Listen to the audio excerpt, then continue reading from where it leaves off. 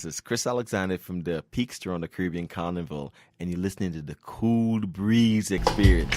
This is an experience you want to have.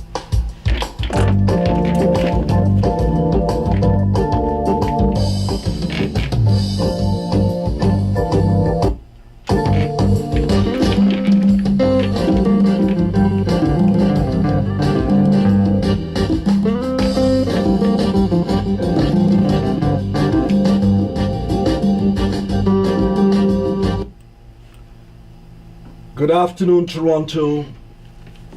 It is my distinct pleasure to introduce Chris Alexander, the CEO of Peaks Caribbean Carnival. Did I get that right? CEO. CAO. Thank you. And my name is Curtis Anthony. Welcome to the Cool Breeze Experience Show, Chris. Thanks for the opportunity to talk to you. We're going to talk about your evolution, your vision, your mission, and your spirituality of your financial background and the involvement with the carnival and so on and so forth. But before we get into the meat of things, how have you been? Doing well. Pretty busy right now, obviously. Right. We're in the heart of planning and executing the festival right now. Right. A number of events already started. Okay. And doing a whole bunch of stuff. But in the meantime, mixing it up, doing my own personal stuff and running the business at the same time. That's what it's all about. Today we're going to do is a two-part segment. We're going to cover a bit of the financial side first, and then we're going to do the carnival issues, the whole dynamics of carnival, Toronto Carnival. And so, Chris, what's a normal day for you like outside of the business world? Oh, jeez. I wake up very early in the morning. All right. Okay. Early bird catches the worm. I don't know if she's or lack of sleep. No. Well, it's not the best thing to do, but sometimes you have to do that. Yes. Like sometimes you go in late and you wake up early, but you have to do this sometimes to be able to move to get the things you need to get done. Absolutely. Time seems to be a premium. Most times it's a scarce commodity, Right. And the amount of things that you have to get done, Right. it really takes up a lot of time. So I usually rise early, and Right. I sometimes go down late. Good. I'm on the same boat. And my grandfather had a saying in Trinidad. He was a businessman, a shoemaker, and was a lodgeman. And he said, "A lazy man sleeps in late." Really? that was his saying. He was like Pharaoh. Anyways, and he always said, "Never sleep late. Just get up and get going and get things done." Mm-hmm. Early bird catches the worm. Anyways, what would you say is the one thing more than any other accounts for your success? Talent, luck, or charm? I don't think it has anything to do with me. Okay. Really and truly. Talent, I don't know if I'm just the most talented person.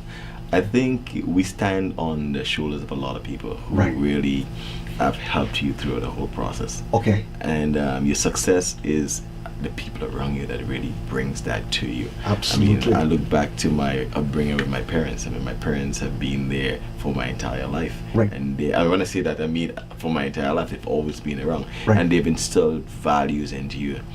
Respect. I think you have to be humble. Right. And humility really is not something you can say, I'm humble. No, it's something that you have to realize that sometimes you are humble based on the experiences that you have in life. So the success, it comes, and how do you measure success? Because sometimes we measure success on the things that we acquire, whether it's wealth or prestige or something along those lines. Not really. Success has a lot to do with how are you with other people around you. Right. What have you given back, and how do they see you when you're away from this life? Really, what will people think about you? That's how you measure your success, not really what you think you've accomplished. Because in my own eyes, I might think I'm successful, and somebody might think I'm not. Right. That's quite the illuminating explanation. Chris, tell the fans from a historical perspective, how did you get started? In a number of different areas. Yeah, it's business, the financial side, banking, that kind of thing. Okay, fine. I morphed. Yeah. Well, obviously, as most people may or may not know, I wasn't born here. I was born in a place called Grenada. Right. Beautiful island called Grenada. Been there. Yeah. So obviously we grew up in a small country, just 100 and something thousand people. We all had to move out to further education, obviously. Okay. And with most of the people in my generation, we did that. Right. When I left Grenada, I went to the US. Right. And I started studying there. I went to a school called Baruch. Okay. And I spent a while in Baruch before I left and went back to Grenada for a very short stint. All right. And then I came to Canada. Okay. During that period of time, my parents moved from Grenada my family really moved from Grenada to Toronto. Okay.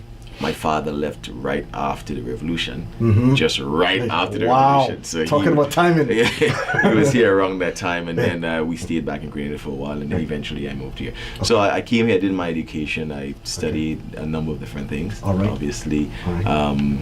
Finance is the background, so I did my first degree in accounting. Okay. I did a diploma in that before, and all then right. I went on to do an MBA in finance. All right. Good. And then obviously I got into banking and spent a number of years. I spent most of my working years banking in a number of different areas in the bank. Right. Nice. We're going to talk about that in a bit. Chris, I want to touch down on banking 101. I'm talking the basics for a young person coming up, or a person who just fell off the chain and let's probably get divorced and had to reset and regather himself and start all over again. We're going to talk about short-term goals, medium-term goals, long-term goals. What's the strategy investment vehicle that is available to support such individual in making an informed investment decision? Okay. Well, I think we have to step back from just the tactical aspect of it and look a little bit deeper in terms of why and where.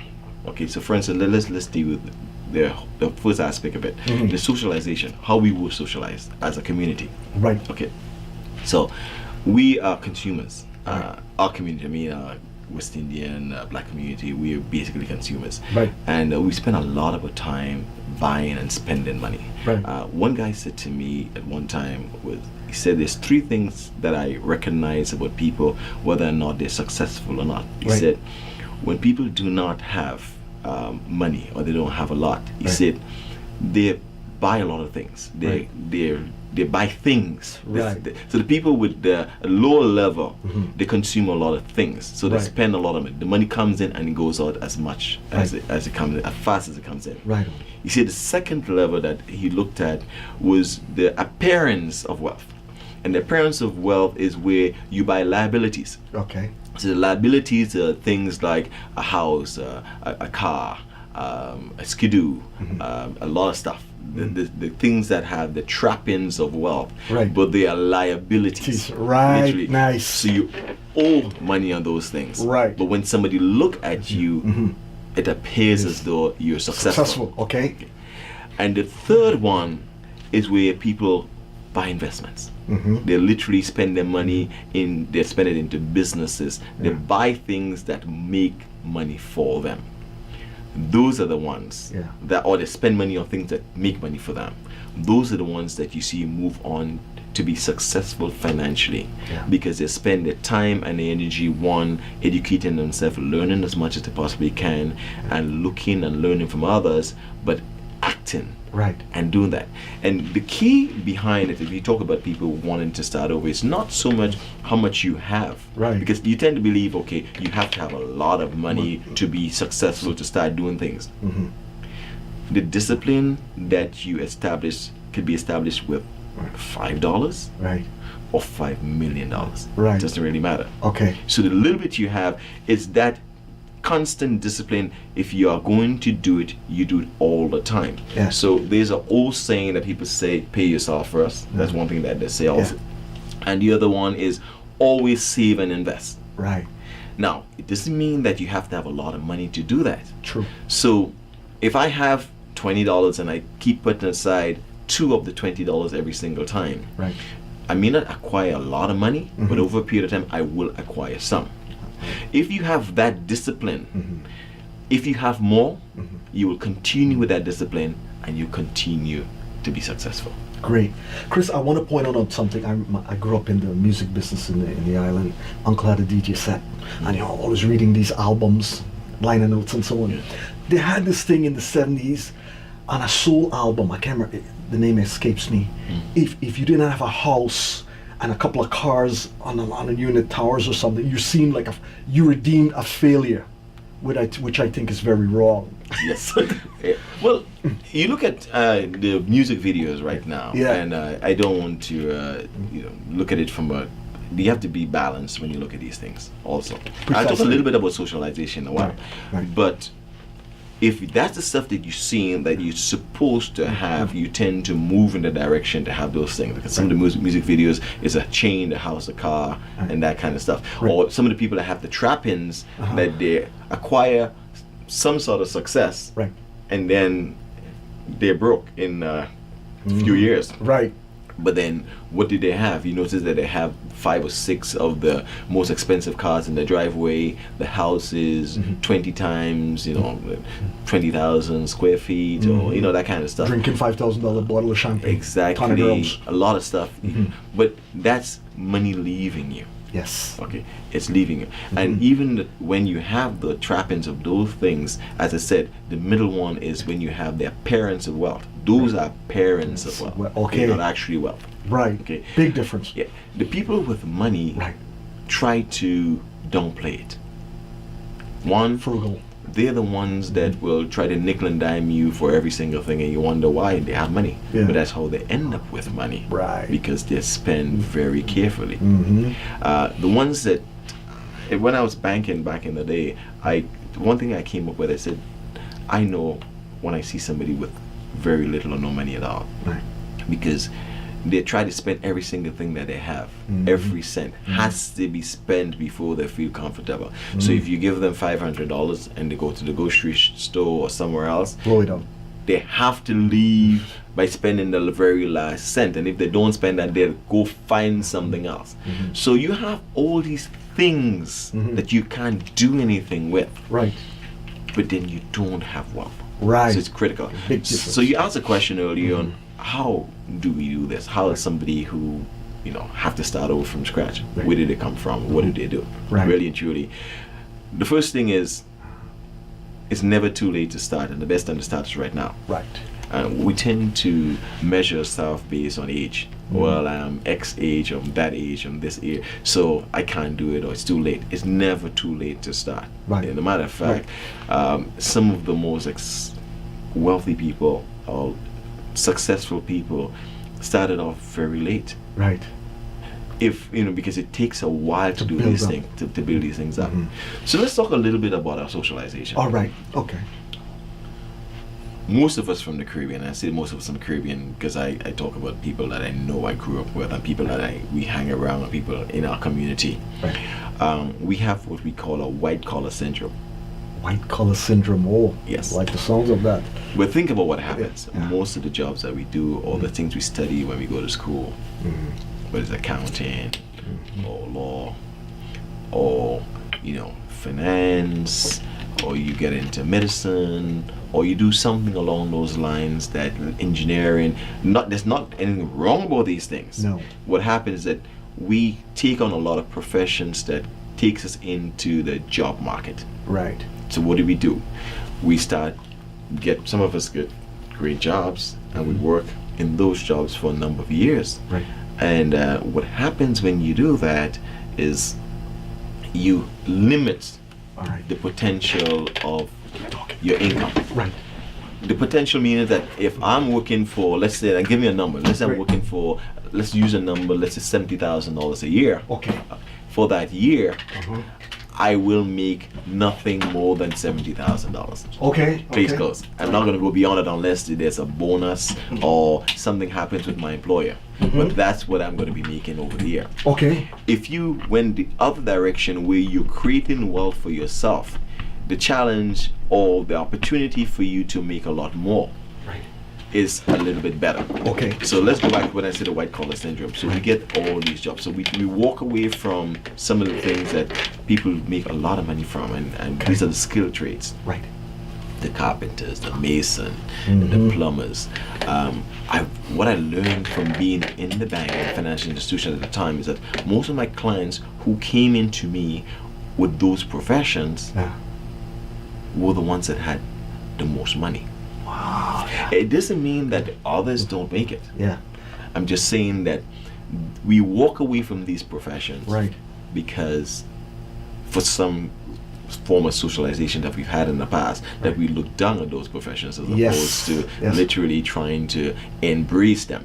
Because remember, money doesn't have money has a color, one color. Right. It's green. Right. Okay, and it doesn't have status. It doesn't have anything else. It's just money, and that's what it is at the end of the day. Right. So if we look at it from that perspective, we say, if I am a person who wants to start over, I need to first of all get into something that I think I am I'll learn something that I think I could be good at, something I can stick with. Right. Okay.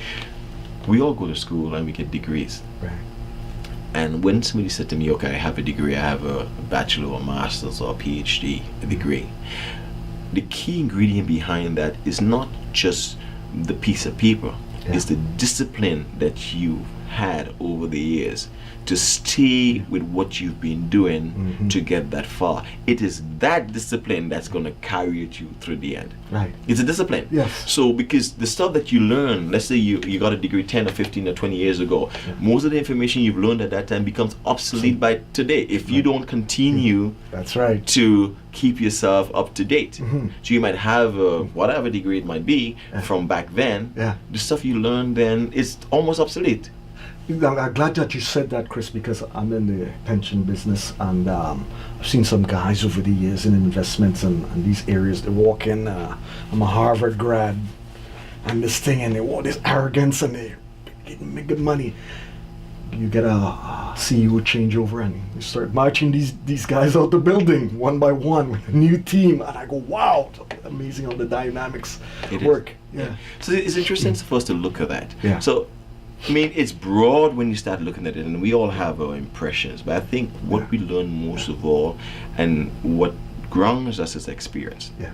Because we've all gone through experiences. Right. And if you haven't had a chance to experience a number of things, you're just speaking from what you hear somebody else say. True. Literally. True. And we've all gone through it from one time to the other. The key is, how humble are you? How much are you willing to take the blow or take it on the chin and wake up and move on? Because we all fall down.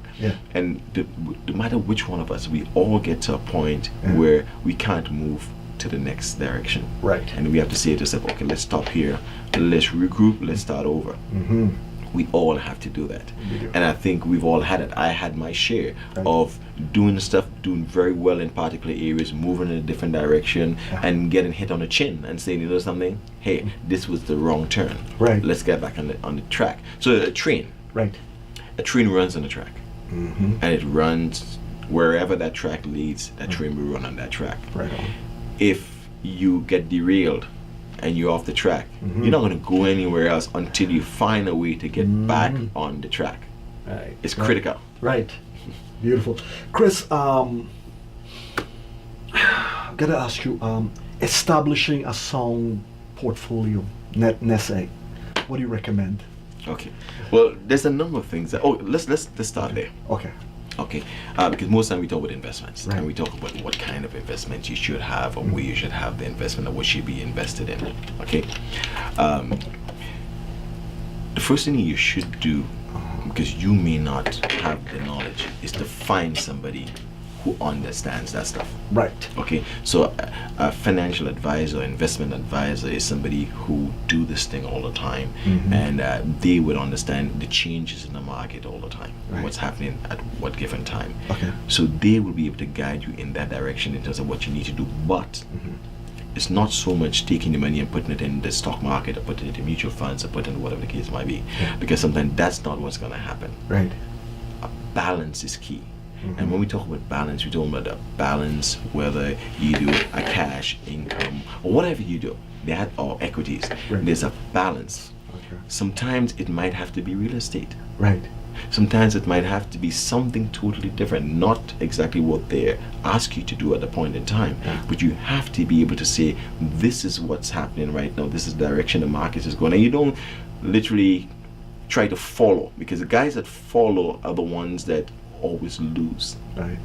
And risk is something that people don't like to take, but sometimes the ones that do very well are the ones that are willing to take the risk in the directions that you need to go. So for instance, if the market is moving in a particular direction, when you start seeing the trends in the market, it's probably too late already. Right. Because it's already moving in that direction. The ones who got in or got the right advice to do the stuff at that point in time, they're the ones that's going to be making it, not the ones that are following the trends. Okay. Chris, how important is pension and insurance? Oh, critical. Yeah. Critical. Okay. Let's take insurance, for instance. Okay. And obviously, if you were to take a life insurance, I mean, there are different types of life insurances, obviously. Right. Okay. But let's go generic. I'm going to keep it basic. Right. So obviously, we don't get too complicated. Good. All right.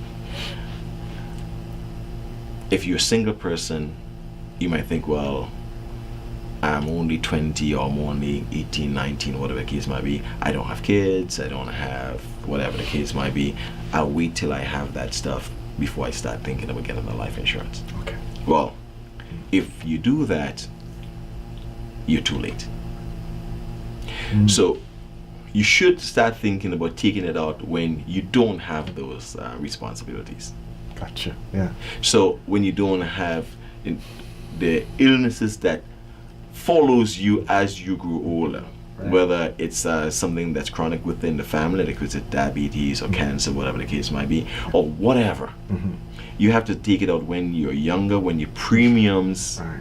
will be much lower. Right. And what you should do at that time is to take out the maximum that you can afford at the point in time. Right. So you might say, okay, I'm a young kid and I'm only making X dollars over this period of time. I'm not going to take out an insurance that's close to $1 million. Why would I do that? Why would I need to do that? Yeah. Well, you may want to take it out now, because what you pay for it now is what you would not be able to pay for it as you grow older, when you cross the age of 40 or whatever the case might be. Yeah. So it's critical for that.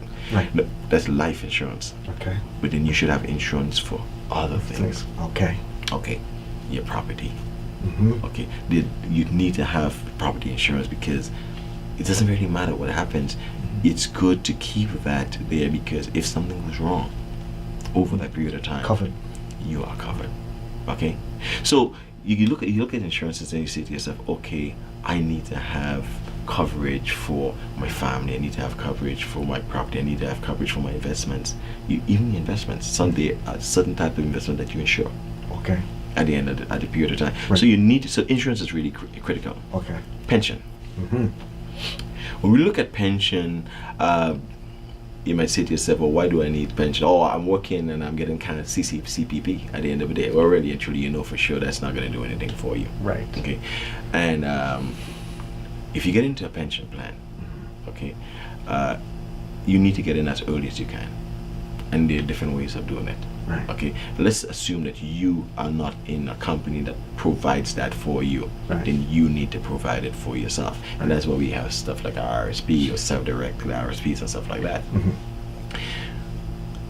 It's better to take a PAC, pre-authorized contribution, Okay. where you take a certain amount of money from your paycheck Okay. or whatever the case might be. Because it's like taxes, you don't see it.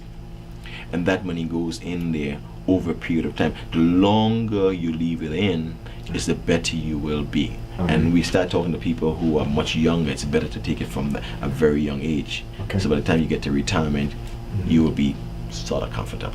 Okay, nice. I'm going to talk about a little bit of the level of debt and misuse of credit cards in a cultural dependency. Okay. Good thing and bad thing. Well, that's a big one. Mm-hmm.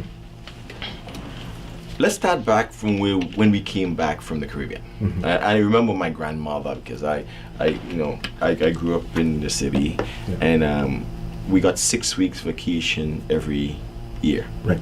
And when the 6 weeks, we couldn't wait for that for me to go into the country to spend time with my grandparents. Mm-hmm. And when we go to the country, my grandparents would say, go to the shop to Miss Vestine. That's Yes. the name of a shop owner. Right. And they would say,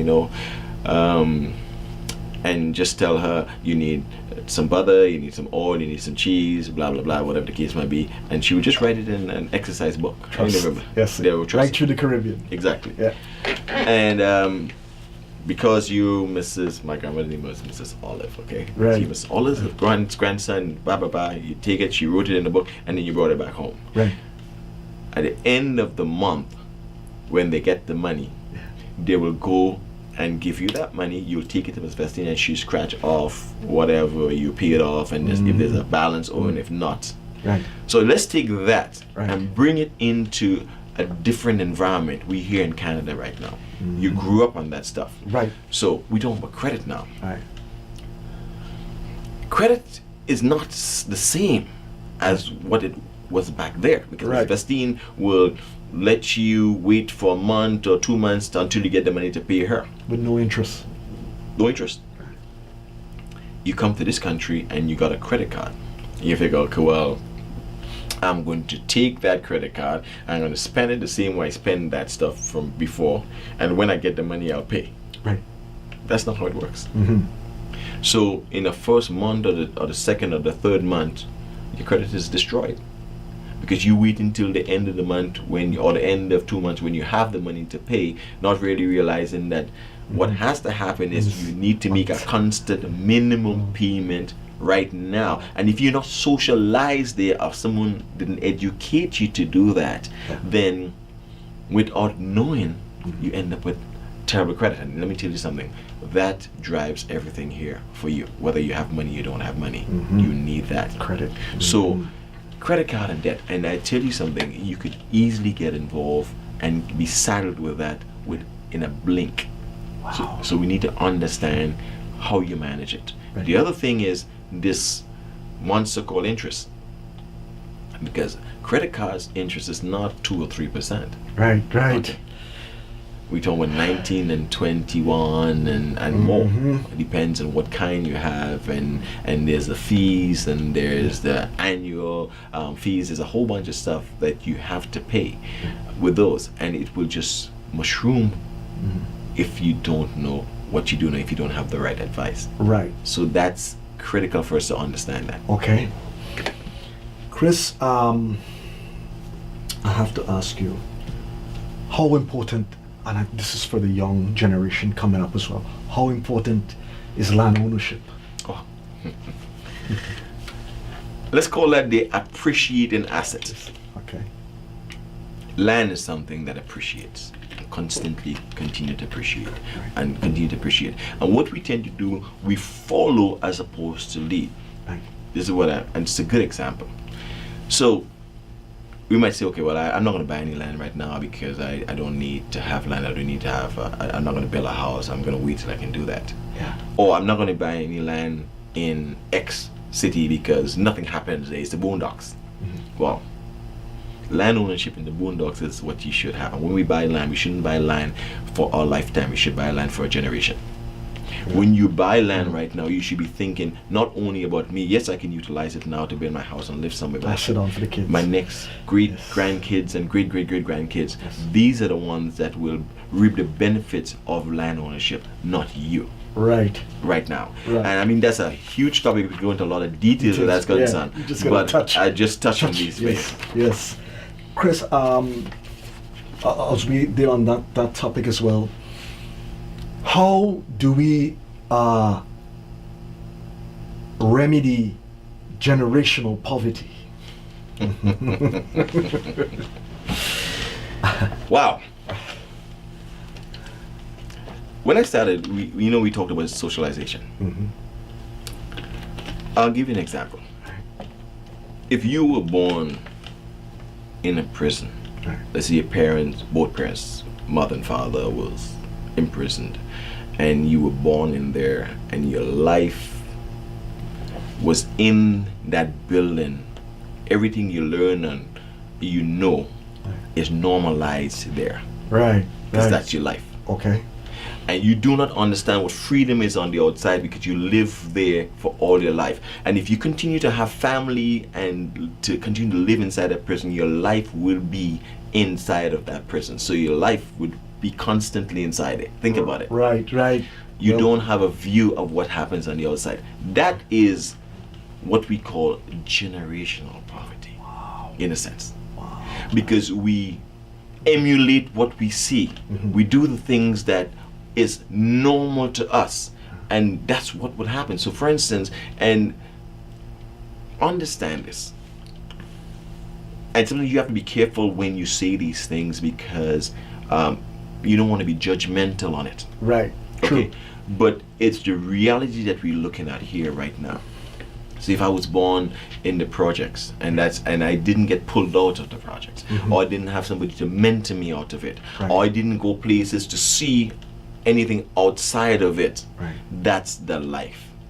That's what I see. So you'll have a young lady or young girl saying, okay, well, the only way I can get my apartment is if I can have 1 or 2 kids so that I'll qualify for an apartment bill. Yes. So it's a cycle. So they want to qualify for it, and they get the money from whoever would give it to them, the system in that case, and it happens. Right. Many years ago, my wife and I, we ran a youth group. Okay. We used to run, and we thought that we were going to be teaching these kids things about life. Well, guess who learned? They taught us. They taught us things that we would not have imagined. And they taught us a lot about the cycle that they found themselves in, the cycle of life that they were in. And remember when we just started to speak, I started to talk about the white collar syndrome? Okay, simple. If we, or our people, or whoever, however you want to put it, Right. end up in a scenario where one of us, or the first kid in the family, goes to university. It's a very bright kid, and they walk, and there's no guidance. So the first thing that they'll do is to pick whatever they think somebody says is a good thing to study, and it may not be anything that will create any wealth for them. Right. And they may spend 4 years, or 6 years, or 10 years studying this specific thing that they end up leaving university with a bachelor's, a master's, or a PhD, and Right. ending up on the unemployment line, Yeah. not being able to generate wealth for themselves because they're in a profession that is not going to give them any sort of benefit Okay. at the end of the day. Okay. So what we do, or what happens to us, is that we end up in the mood of, I got a degree, we get a degree, and that's what we push our kids to do most of the time, as opposed to saying, yes, you need a degree in a profession that will carry you or create a lifestyle or wealth for you. Okay. So we need, that's why the mentorship comes in, and if it doesn't Nice. come from the parents, because the parents don't know that, Right. Right. then somebody else or in the community, we need to establish these programs for ourselves so that at least they understand exactly what should be happening. Great. And we can get into details on that, Right. but I'm just giving you a high level here. Thank you very much for that.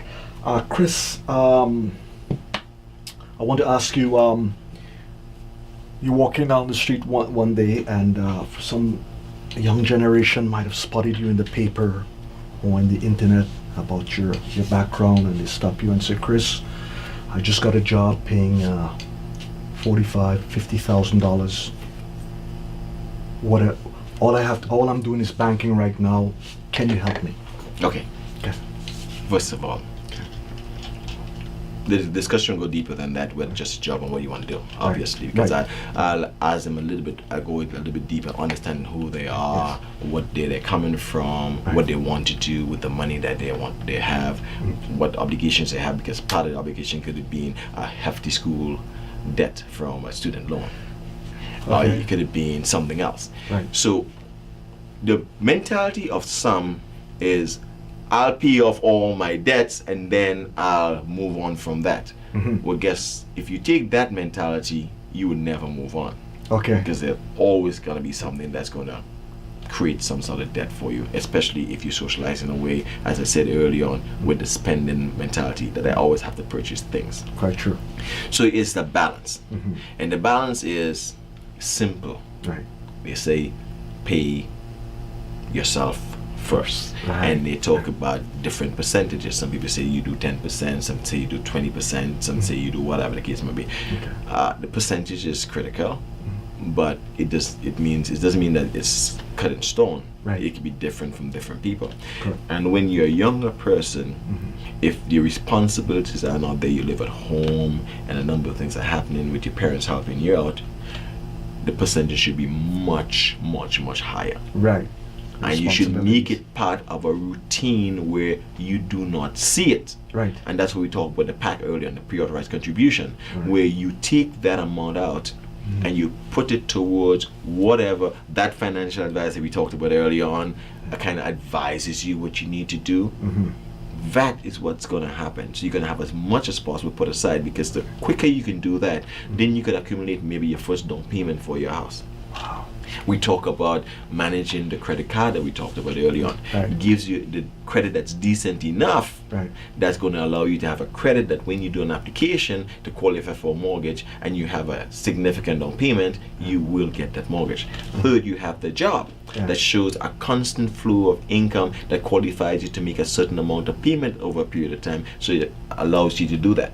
Now, this house, over a period of 20 to 25 years, which is going to go like in a snap, if you didn't change it, or you didn't spend a lot of money upgrading it, or you just maintained it over a period of time, will become yours 100%. Guess why? Because it will pay off for itself over the period of time. So you started at 20 and at 45, guess what? Your house is paid off. Chris, I've got a real estate question for you.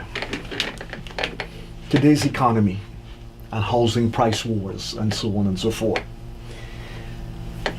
I'm trying to think, how is it realistic when they're selling houses for 8-9 million and change in the city, and a young couple who's not even making over 100 grand put together this income, and they want these people coming from the Far East with cash splashing. And it is really unfair for Canadians who work and pay taxes here. And people grabbing from outside first, and then you worked here, pay the taxes, and you have to go into a price war, a bidding war, to get a house here that you were born in this country. I find that very unfair. Well, I'm going to use a terminology. A terminology called relative. Okay. So, house prices, we know it's skyrocketing, it's crazy recently. It's kind of correcting itself a little bit right now. But I'm going to use the term relative. So if you go back 30, 40 years ago, people experience a similar feeling because they probably would have bought a house for $15,000 or $20,000 or $40,000. At that time, the income level was down there. It matched. So a house that's $15,000 back there was still difficult to get. And interest rate was 12-13%. At the time. At the time. So, or whatever it was at the time. So if you look at it from that perspective, when I say it's relative, I'm not using that lightly. I'm saying that don't go crazy. I like this house and I want to get this house and I'm going to bid and bid and bid because I want to live in X neighborhood because that's a neighborhood that's a challenge. We've all, when I say we've all, a lot of people from the Caribbean moved across the ocean to end up in Toronto.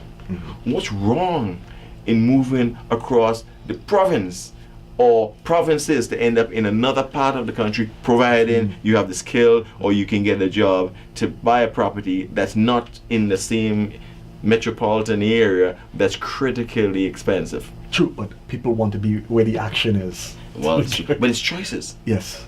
You remember, there are choices that you have to make. I was in PEI a few weeks ago. I went to a conference with my wife. Okay, and I met a couple. They were from Montreal, and I played golf with them. And they said to me, well, we spend a month playing golf and then we go back to work. I said, don't you own a house? They say, no, we don't own a house right now, but our lifestyle is what our lifestyle now is not house ownership, but experiencing and traveling. So what they do, they work on a reserve. They're nurses. Right. They work for 2 months. They make a hell of a lot of money, and then they spend 1 month, the third month, traveling around the world. Wow. Playing golf and doing that kind of stuff. So that was their lifestyle at the end of the day. They were able to do that, and then eventually they were saving up enough money to purchase. But they had that, but they lived that lifestyle. So remember that it's all about the lifestyle that you choose to live. Right. And following the Joneses is what you have to avoid. Right. Get out of the Jones mentality where my success is based on the trappings. And that's why I said to you early on, there's 3 things that you have to understand. If you understand those 3 things, everything is hinged to that. Right. If I don't have a lot, that first thing is that I'm a consumer, I'm a purchaser, I acquire things. That's all I do, I acquire things. And if you're the person that just keep acquiring things, you will never have money. You'll have a lot of things that you don't need. Right. And Warren Buffett is a very wise man. He said that if you spend a lot of your money right now on things that you don't need, when you need stuff, you wouldn't have the money to spend on it. Right. Right. True. So the key at the end of the day is don't focus on what the Joneses say. Right. And try to live. We talk about house prices and the bidding wars and stuff like that. Yes, there may be a reason why. A friend of mine, I remember years ago, he was when we were just buying our first houses, right? And I bought mine in Ajax, and he bought his in Brampton. Okay. And I said, well, why are you buying a house in Brampton? He said, well, my wife works in Brampton. I said, never purchase a house under those conditions, because if you lose your job and you have to go across the next half of the city, you're on the opposite side right now. So you purchase a house in the area that you perceive that there will be going to be some sort of value. When somebody say to you your house is worth $500,000 and you spend $200,000 for it, you don't have $300,000 unless you're going to utilize the equity in the house. It's a property that you have. Right. Right. Okay. Right. Because the value, the equity could go up and down based on what the market is saying. Right. The value is the value to you when you utilize that value. Basically at the end of the day. So there's a number of things that you have to look at. So don't focus on, okay, well, I have to do this. I'll have to buy here. I'll have to bid. You don't have to do that. Right. Wow. That is good. That is just sound financial wisdom there to impart in the audience and so on. Chris, I have to also ask you, I came in the late middle of the 70s, and there was this stigma with West Indian community. Where you buying a house there, boy, and this and that, and all this kind of thing. And then there was another thing, was the people who had the knowledge, they kept it to themselves. And so it was difficult for the Caribbean community to grow as compared to today with now you have all this knowledge for what you do and other people with finance and investment and so on. And how what do we do now to help this generation coming up? Because we've got to fix this problem, because every time you turn on the 6 o'clock news, man, it is a sad story. Yeah, how do we address some of these things? Well, it's a little bit deeper than that. I mean, first of all, we need to start trusting each other. Okay? I'll give you a simple example. And I remember I said to you, you learn things from experiences, okay? So I remember in the early days when I just became a branch manager in the bank. Right. I was in a place I was in Danforth. It was a small branch in Danforth. I think it's closed by now. It's a Greenwood area. Right. And I managed that branch. Okay. There's a mosque close by. All right. And the people from the mosque, they were my customers, and people from the area. Yeah. And this guy came to me once and he said, Chris, we want to buy a house. Right. I said, no problem. Just bring your the job letters worked. Right. And so literally he brought his income information for me. I looked at it and said, really and truly, you can't afford to buy a house. I mean, you can't qualify. I did the application, he didn't qualify. Okay. So he said, well, how can I qualify? I said, well, maybe you can get somebody to buy it with you or somebody to sign with you. He said, not a problem. So he went, he got his brother. Him and his brother couldn't qualify, and he got a cousin. What happened? he was doing a security job. His brother's working in the gas station, and the other one was a cab driver. All three of them. Right. They were making not a lot of money. Yeah. But what they did is that they came together. Right. They purchased the first small house, a little house in the Danforth Avenue, and they brought all three families in the house. So they were living like, you know, everybody lived in that little house. Tight community. area. The kids, they went to work, family, wives, three of them. Yeah. The next 2 years, they came back to me. They want to buy a second house. Wow. No, the older brother moved out with his family. Okay. They all bought it together. Right. They all owned the second house, but the older one moved out and lived with his family. Wow. And a few years later, they came back and bought a third. So you got three families owning three properties that all three own, and all of them had their own house. They did it together as opposed to me doing it on my own and you do it on your own. So that's the first challenge we have as a community. Unity. Yes. Progress. We need to be able to say, okay, we need to do things together. We should be able to do things together. And nothing is wrong if we live together. True. But we couldn't. Yes. It's difficult for us to do that because we were socialized in a way not to allow us to do that. Right. We were socialized to mistrust each other. And different things happen. Somebody might do something to you or do something to somebody else, or his brother, his father, so might do something, and then they'll be like, realize, okay, well, the stigma follows you. This family is like whatever, you know, so don't trust this guy. Right. That's one. So we have that one piece. The second piece along that, just the other piece is we talk about areas that we live in, so we don't want to live among your own. Nothing's wrong in doing that. Because if you look at Toronto here right now, where we are sitting here in Regent Park, Right. 10 years ago, Ooh. 12 years ago, 5 years ago, was a different community. It sure was. Look at it today. Yes. Wow. What happened to all the people in the community? And if I stayed, I mean, there's there's a bigger story here. Yes. That we don't want to get into. No. But if you think about it, if you bought a house around the area here back then, and you still own that house today, what's the value of that house if you did that? But you wouldn't have bought one because it was Regent Park and you didn't want to buy a house in that area. Right. Today, that house is worth much more than because of value of the area. Right. So you have to start thinking along those lines. McDonald's is not into hamburgers. I hope you know that. Yes, I saw the story. Okay. They're not into hamburgers. Yeah. And if we understand those mentalities, we realize that, okay, that's what they're doing. They're doing the real estate thing. Yeah. That's a in machine. the prime areas. Yes, machine. But we think that they're in hamburgers. This is another thing that we need to understand. Because if you go back to what we are actually doing and to understand exactly where you are, I'll give you one more example and then you can move on. Yes. The railway companies, the train companies, they didn't understand their business. They didn't realize they were in transportation business. They thought they was in the railway. Okay. So when the transportation changed and people were using planes and did all, they upgraded all their system. The trains were looking like planes. But people were traveling differently. Yeah. People don't travel by train anymore because they can move faster. So you're just understanding what your business is or what your program is. And going back to our community, we need to understand who we are as a community, because let me tell you something, we spend the most money. Yes. And if that money circulates inside the community, be deadly. We have power, economic power. and that's something I think we should touch on a bit. Let's do that. Because businesses, we are consumers. Right. We like Nikes, we like everything else. We love that kind of stuff. Right. We spend money on the best clothes. Yes. If you look at us, we buy the best cars, the most.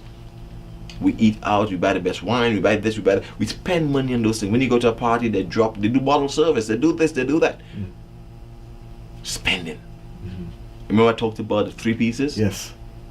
The person who spends the money on investments and acquiring wealth are the ones that would have more wealth because it would multiply.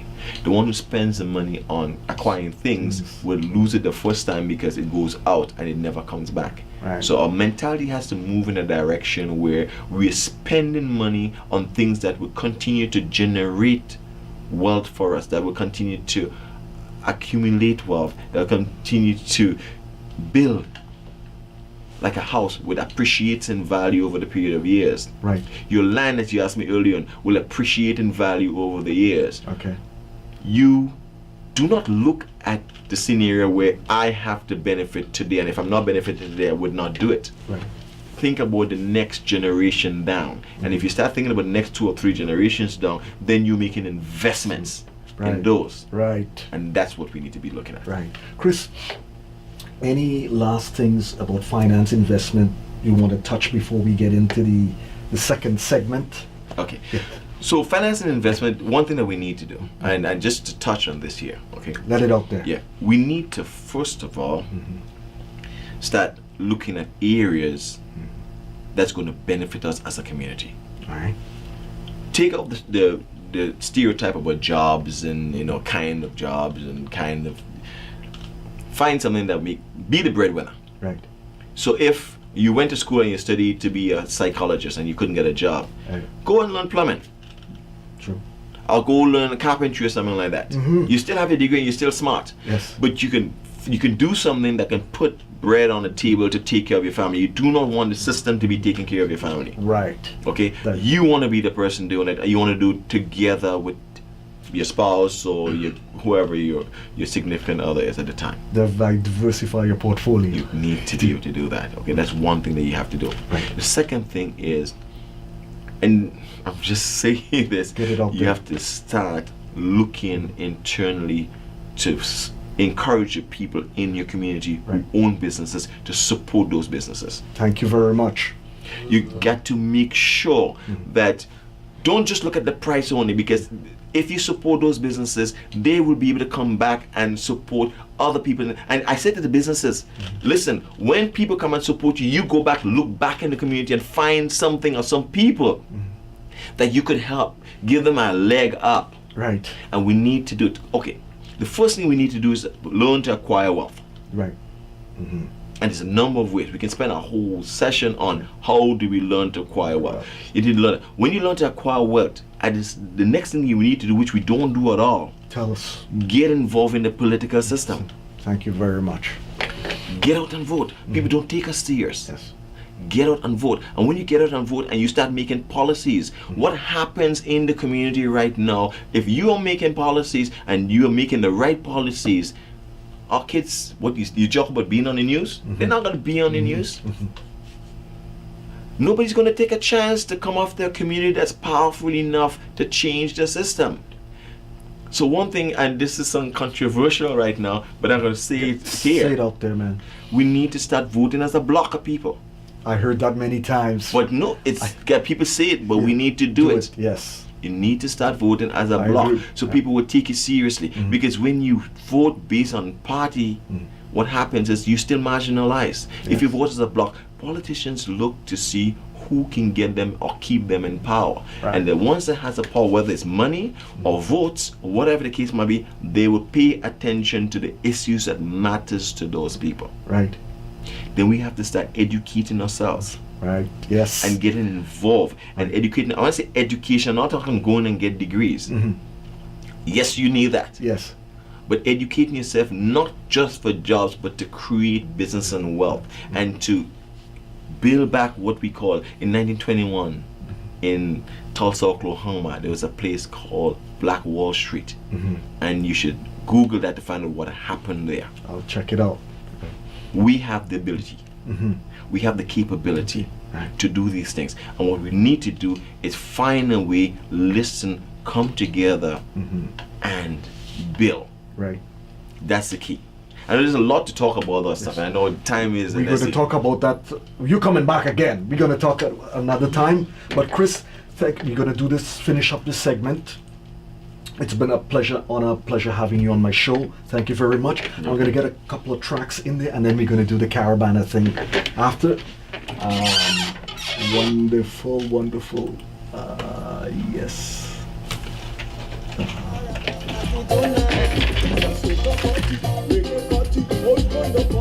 Great interview, by the way. Thank you, Gene. Wow, Grace, where'd you get all them questions? Black Wall Street, 1929. Interesting.